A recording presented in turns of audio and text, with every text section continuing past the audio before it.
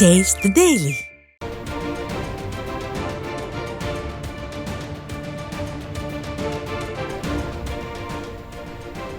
அண்மை செய்தி. மேல்மா சிப்காட் விரிவாக்க திட்டத்திற்கு எதிர்ப்பு தெரிவித்து போராடிய விவசாயிகளை ஸ்டாலின் அரசின் ஏவல் துறையினர் அராஜகமாக கைது செய்திருக்கிறார்கள். அது பற்றிய கூடுதல் விவரங்களோடு இணைகிறார் நமது தலைமை செய்தியாளர் ஜெயக்குமார். அவரிடம் கேட்கலாம். ஜெயக்குமார், வணக்கம். கூடுதல் விவரங்கள். வணக்கம் சைது. திருவண்ணாமலை மாவட்டம் மேல்மா அருகே சிப்காட் விவகாரத்திற்கு எதிர்ப்பு தெரிவித்து விவசாயம் செய்யக்கூடிய விவசாயிகளும் பெண்களும் அங்கு உள்ளிருப்பு போராட்டத்திலே நிலம் எடுக்கக்கூடிய அலுவலகத்தில் ஈடுபட்டிருக்கிறார்கள். பெண்கள் என்று கூற பாராமல் காவல்துறையினர் அவர்களை வலுக்கட்டாயமாக இழுத்து கைது செய்திருக்கக்கூடிய சம்பவம் ஈவு இரக்கமற்ற ஒரு நிலையை எடுத்து காட்டுவதாக இருக்கிறது. ஸ்டாலினுடைய ஆட்சியில் விவசாயிகளுக்கு கூட பாதுகாப்பு இல்லாத ஒரு அவலமான சம்பவம் அரங்கேறி இருக்கிறது.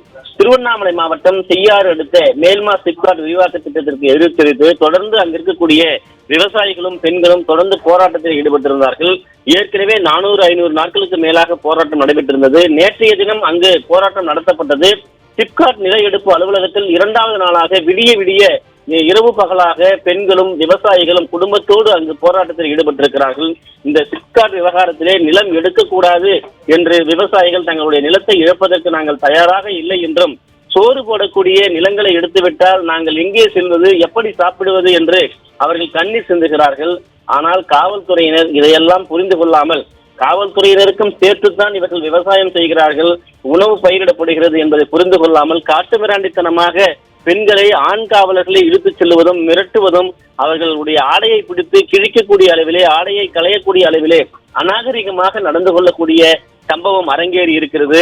குறிப்பாக விவசாயிகள், உழைக்க தெரிந்தவர்கள், அப்படிப்பட்ட மக்களை இதுபோன்று அநாகரிகமாக காவல்துறையை சேர்ந்தவர்கள் நடந்து கொண்டது மிகவும் கண்டனத்துக்குரிய ஒரு விஷயமாகவே பார்க்கப்படுகிறது. மேல்மா, அதே போன்று மணிப்புரம், தேத்துறை, குறும்பூர், நர்மா பள்ளம், நெடுங்கல், அத்தி, வடால பிறந்தான், இளநீர் குன்றம், வீரம்பாக்கம், காட்டுக்குடிசை உள்ளிட்ட 11 கிராமங்களைச் சேர்ந்த ஏறக்குறைய 3174 ஏக்கர் விளைநிலங்கள் பாதிக்கப்படுகிறது. இந்த விளைநிலங்கள் பாதிக்கப்படுவதன் காரணமாக அங்கு இருக்கக்கூடிய விவசாய மக்கள் நிலங்களை கையகப்படுத்தக்கூடாது என்று தொடர்ந்து போராடி வருகிறார்கள். அவருடைய போராட்டத்தை தொடர்ந்து நசுக்கும் விதமாக பல்வேறு கட்டங்களாக காவல்துறை குவிக்கப்பட்டு ஏற்கனவே 700 நாட்களுக்கு மேலாக போராடி வந்த மக்களை அந்த பகுதி ஒரு போராட்ட களமாக, பதட்டமான பகுதியாக காவல்துறை மாற்றியது. குறிப்பாக இதில் என்ன பெரிய விஷயம் என்றால், திமுகவை சேர்ந்த நபர்களுக்கு பணம் கொடுத்து வந்து இந்த சிப்காட் வேண்டும் என்று திமுகவை சேர்ந்த திருவண்ணாமலை மாவட்டத்தில் இருக்கக்கூடிய முக்கிய அமைச்சரும், அதே போல செய்யாறு சட்டமன்ற உறுப்பினர்களும் கோட்டரும் கோழி பிரியாணியும் கொடுத்து சிப்காட் வேண்டும் என்று ஒரு விவசாயிகளுக்கு எதிராக போராட்டம் நடத்தினார்கள். இன்று 2வது நாளாக போராட்டத்தில் ஈடுபட்டிருக்கக்கூடிய நூற்றுக்கணக்கான விவசாயிகளையும் பெண்களையும் காவல்துறையினர் தரதரவென்று இழுத்து ஆடைகளை களையக்கூடிய அளவிலே அநாகரிகமான ஒரு கைது நடவடிக்கை செய்திருக்கக்கூடியது என்பது விவசாயிகள் மத்தியிலே பெரும் அதிர்ச்சியை ஏற்படுத்தியிருக்கிறது. தொடர்ந்து அவர்கள் தங்களுடைய கண்டனத்தை பதிவு செய்து வருகிறார்கள்.